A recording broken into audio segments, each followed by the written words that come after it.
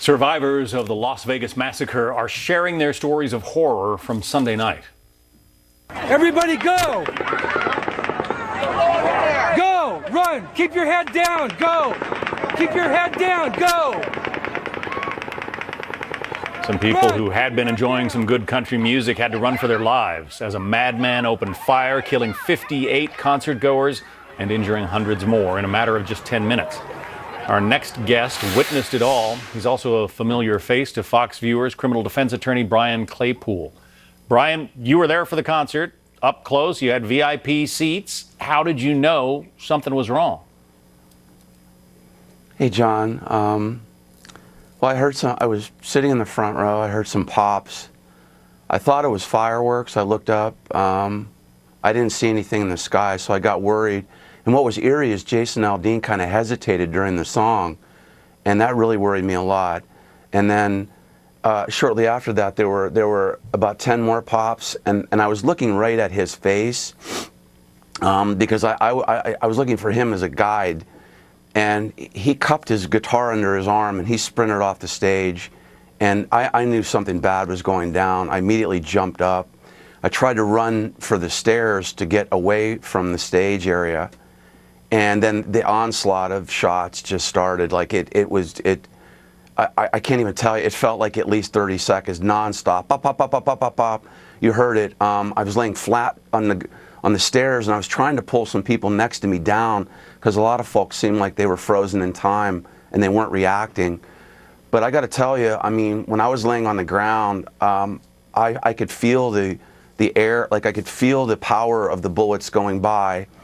And I was just waiting to get hit. I was just saying to myself, what's it going to feel like to get hit by a bullet? So I was just praying, but I thought I was going to die right there laying on the stairs. Where were they coming from? Behind you or in front of you? Yeah, it was behind me, John. I was right in the corner. I was very close to the corner of Las Vegas Boulevard and where the Mandalay Bay was. So where we were seated was actually as close as you can get to the Mandalay Bay, in that corner facing the Mandalay Bay. It felt, the bullets felt so heavy, like they were right on top of us. And that was the scariest part. The other part was just the volume of the bullets. I didn't know how anybody was going to survive. And then there was a short gap in time, John, and I'm like, I went from I'm going to die mode to I got to put myself in the best position to live. And then I sprinted, and then this young man was our hero. He's like, you need to go in this room for a little bit because you're now in open fire, like you're even more exposed. And then I got in this room, and it was I thought I was okay in there, but I saw some young girls in there that were crying and on their hands and knees. And I just, at that moment, then I went back to, gee, is it fair for me? I mean, I was going through a lot. I was like, should I, why should they die? Because they're a lot younger than me. You know what I mean? Like, I've lived a decent life. I'm middle-aged. These are young girls. So I literally was like, I think subconsciously I was like standing in front of them, like trying to protect them, And I just tried to calm them. They were crying. I'm like, look, let's just get through this next round. Let's get through this next round of shooting, and then we've got to get out, because then I'm thinking we're going to die like the Orlando shooting, the people in the bathroom. So I didn't want to die like that. And then after that second round, I peeked out the door, and I felt most vulnerable at that moment, because then I'm facing the Mandalay Bay. I'm open and vulnerable. But I got to tell you, man, there was a Las Vegas police officer. That guy's a hero. He looked at me and he said, go now, north, run, north now. And then I rallied everybody out of that room and ran north. But John, as we're running away, this police officer is jumping the fence to go fight, to face the shooter. And I can't tell you how heroic the law enforcement was. Yeah, that's one thing that we all need to emphasize from such a horrific night, is that there were so many Americans and people from other nations we're finding out who did such heroic things. Now, you described it as a room. Was it actually something with walls, or was it more like a tent? Yeah, it was a miracle, John. It was like a little. It looked like a little production room. It was underneath these bleachers, and there was like some production equipment there. So there was this big device like on wheels. I kind of tried to push it a little bit in front of the girls, and we just hunkered down there for the second round of shots. And then it was also scary is when we finally ran north. Then John, we were, you know, and I've seen where people shot. They were down. You have to understand, like we didn't know. Nobody knew where the shooter was. Right. We didn't know whether there was one shooter, two shooters, three shooters. I thought the shooters were going to jump into the venue. So it was kind of like pick your poison, as I've described it. It's like, do I go left? Do I go right? Do I lay down? Do I stand up?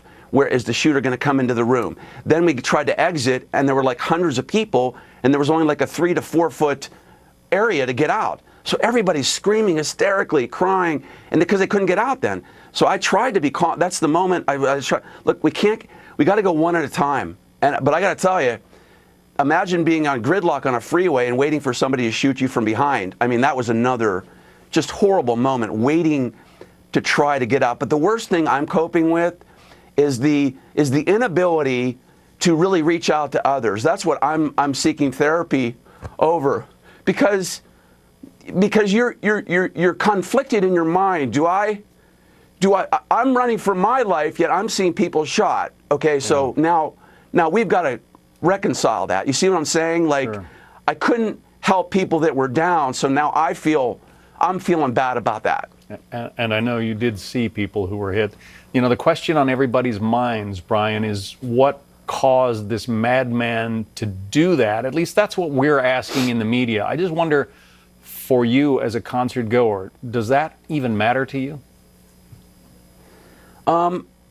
Great question, John. That doesn't matter to me as much as I am determined now. My purpose in life has been galvanized. I've received so many notes from people across this country who were supportive of what I went through. But you know what they were asking me to do, John?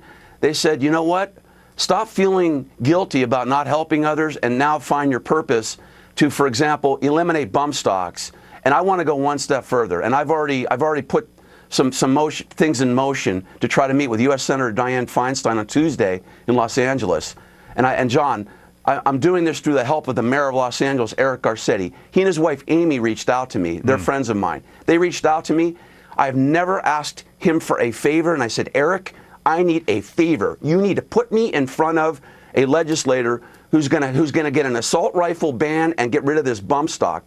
So that is my mission, and that's what I'm going to do. I'm going to Washington, D.C. I'm going to get a handful of survivors, and we have got to change this. There's no good reason why. Who knows why this guy did it? Yeah. But the fact of the matter is, he's able to easily access these weapons and bump stocks. That has to end in our country. A lot of people agree with you, and even the NRA on the bump stock question. Thanks very much, Brian Claypool. We've spoken to you many times before. We're glad to hear your story today, and glad you're here with us to share it. Thank you.